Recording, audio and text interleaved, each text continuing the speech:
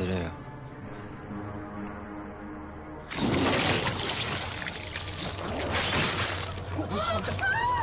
섰다 당장 내리라고!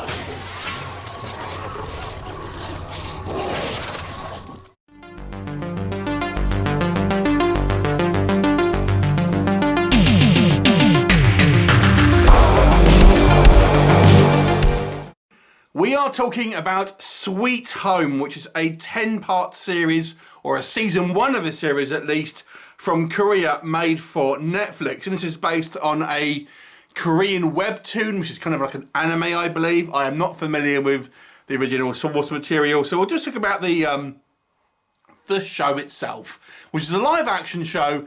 And I guess you would say this is a cross between Stephen King's The Mist, Resident Evil, the video game, and elements of The Raid to a certain degree, and The Walking Dead. So kind of those 4 properties all kind of hashed into one.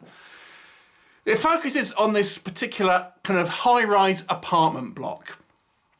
And we learn that there is some type of infection or curse that seems to turn people into savage monsters. Very different kind of, lots of different varieties.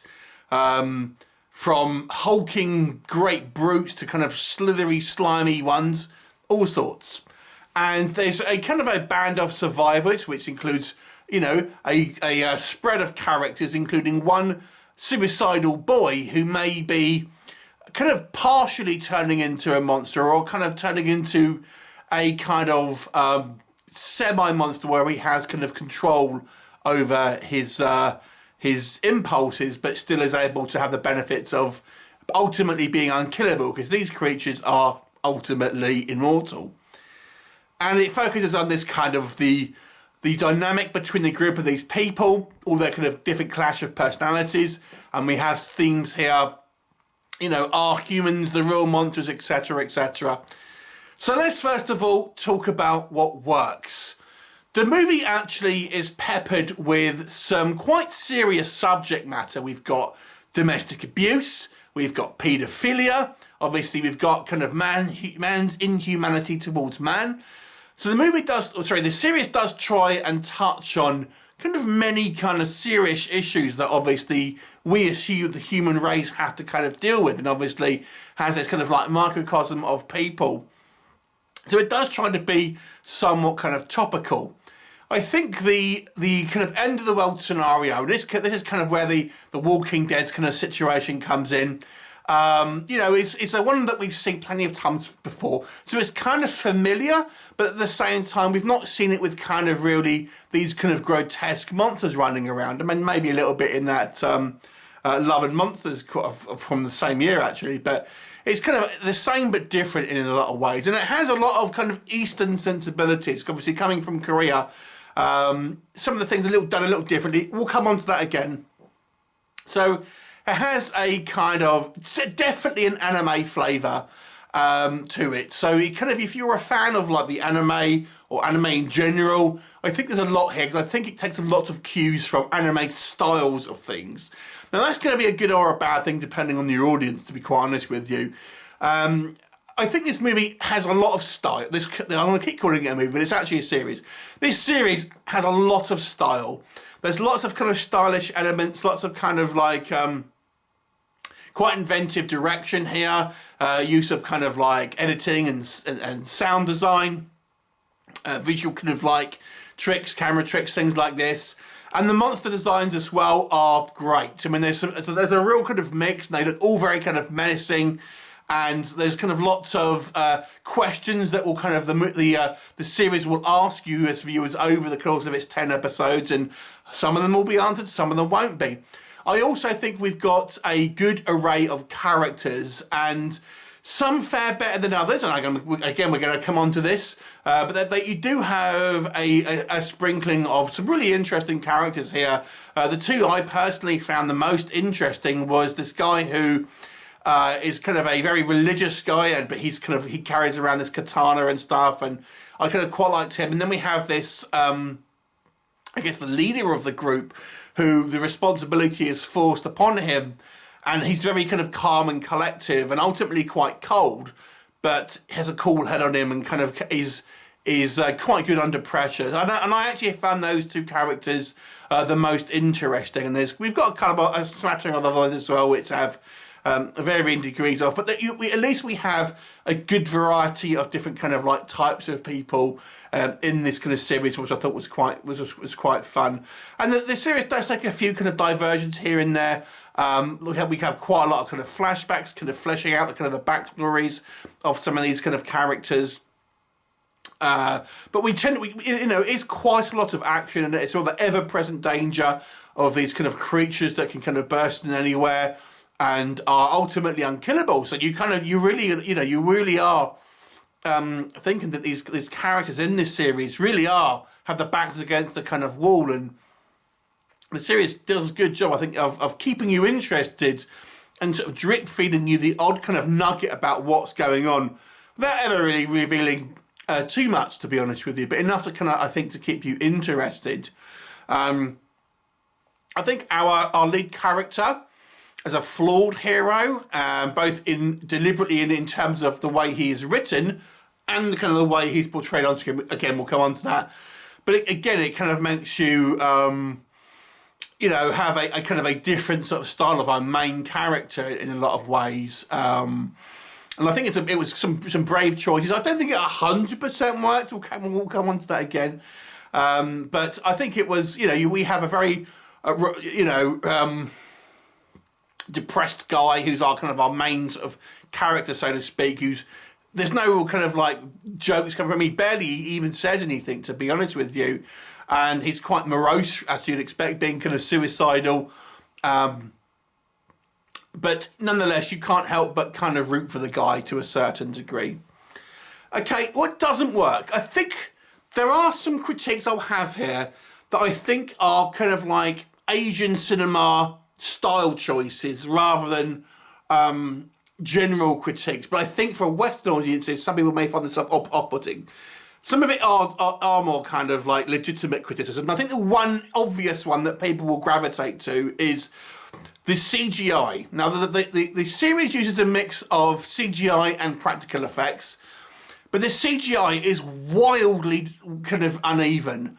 There are certain scenes where I think it does look quite good, but there are scenes as well where the CGI looks like it simply isn't finished. I wonder if that is actually the case. I wonder if this series needed to be put out on a certain time and the rendering wasn't done, because there are certain scenes here that legitimately look like PlayStation 2 graphics. It is very distracting sometimes when we see this very, very poorly rendered CGI creatures that seem to have a very low frame rate when they move. Even we have characters that have like these blacked out eyes, and that's done with CGI, not contacts, because you kind of see it doesn't quite match up sometimes when characters are moving. Things like this. So I have to say, overall, I think the easiest critique for people to have here is the CGI is poor, I would say 60% of the time. There are some instances where I think it does work, but more often than not, I've got to say, the CGI is wonky. It is mixed in together with some practical effects, and I think they do work, but a lot of the CGI is very wonky here. Outside of that, what can I say? Now, again, some of these decisions or traits may be more, Korean style of making TV or cinema. But nonetheless, I'm going to kind of talk about them anyway, because some of them might be just, not that at all, and just some legitimate critiques. I think the characterization is quite lacking in this series. There are a few characters who I think we get a good sense of who they are.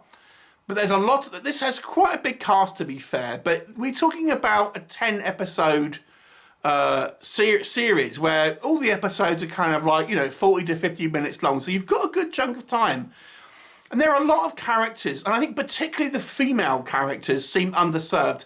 In actual fact, I think I was kind of getting mixed up with the female characters, not knowing which one was which, because I felt they were so thinly characterized through the kind of the series, really, that you couldn't. It's hard to tell which one's which because the characters are so so thinly sketched out, with the exception of maybe this firefighter one, who's kind of like the other kind of de facto leader, really. But even her characterization, I would say, doesn't really kind of start happening until the second half of this series.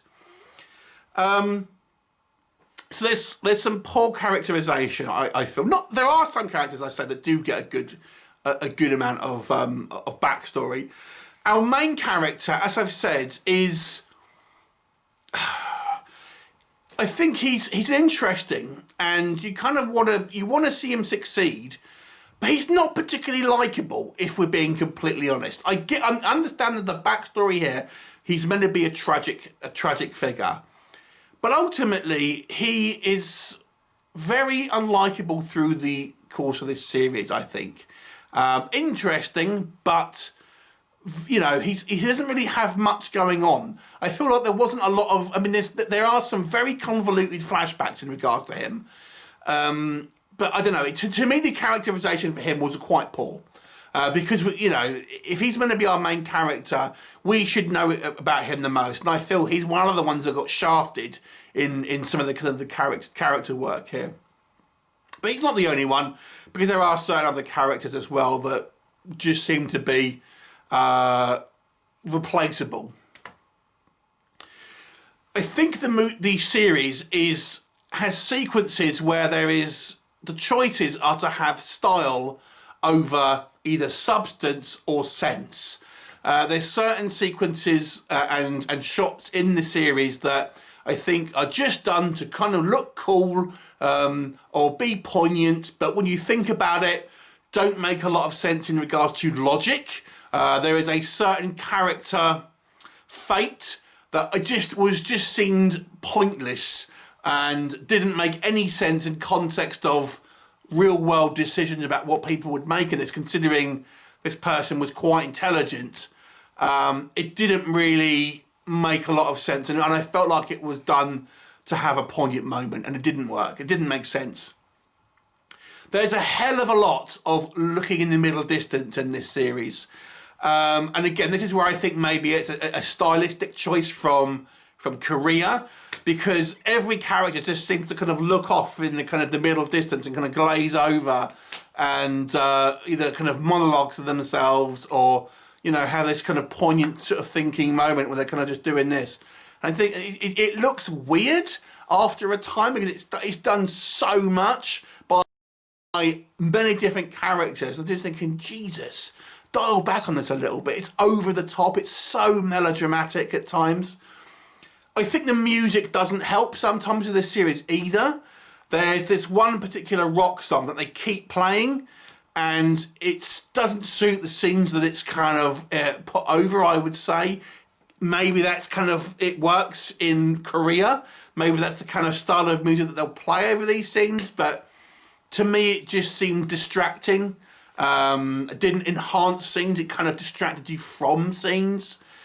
The series as well is that the plot as a general rule is very, very convoluted, and I feel at times very confusing. And to be honest with you, I still don't really know a lot of what actually went on. You can kind of get the gist of some of our characters' arcs and things, but the general kind of where we're going in this. And I understand they're trying to set things up for a season 2 and they don't want to give you all the answers, but I think a lot of people will watch this and go, I don't really know what I'm watching. I don't really understand what's going on because it's such a convoluted story and it's kind of trying to... the answers that it does give you, I feel are, again, they get mixed up in the kind of the style over substance, so I don't think it particularly works all that well.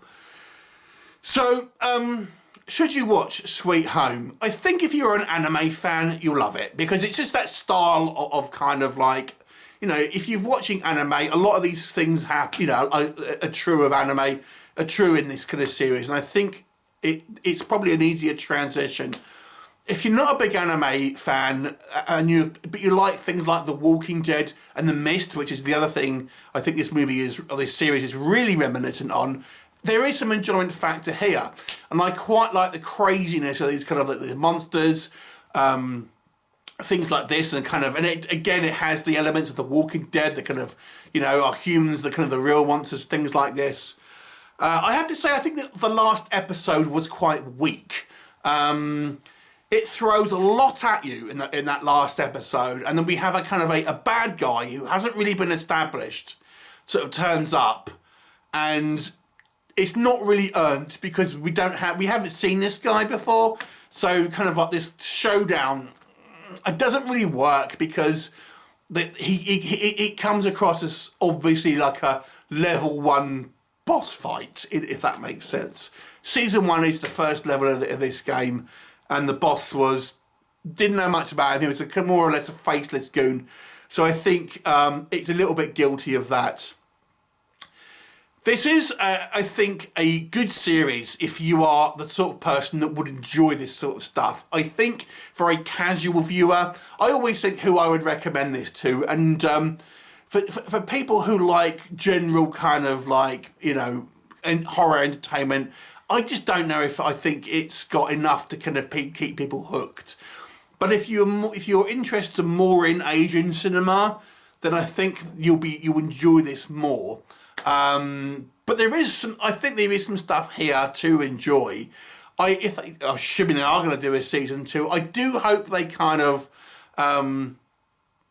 try and kind of dial back on the over stylistic elements and kind of have a bit more grounded storytelling. That's what I would like. I'm assuming they probably won't do that, but nonetheless, that would be what my preference would be. I'll give this a 6 out of 10. This is an above average series if you like kind of horror series, because I do think there's a lot of elements here that work, and it is a lot of fun. There's lots of craziness, lots of kind of visual ideas. I like the fact that we have these kind of like some kind of just weird characters that seem to be the ones who you'd think would be killed off the quickest, then they're not, things like that. But it's a mixed bag. I think this could have been better. For me, it's a 6 out of 10. Have you seen it? What did you think of it? Leave me a comment, and I'll look forward to seeing you next time. Bye for now.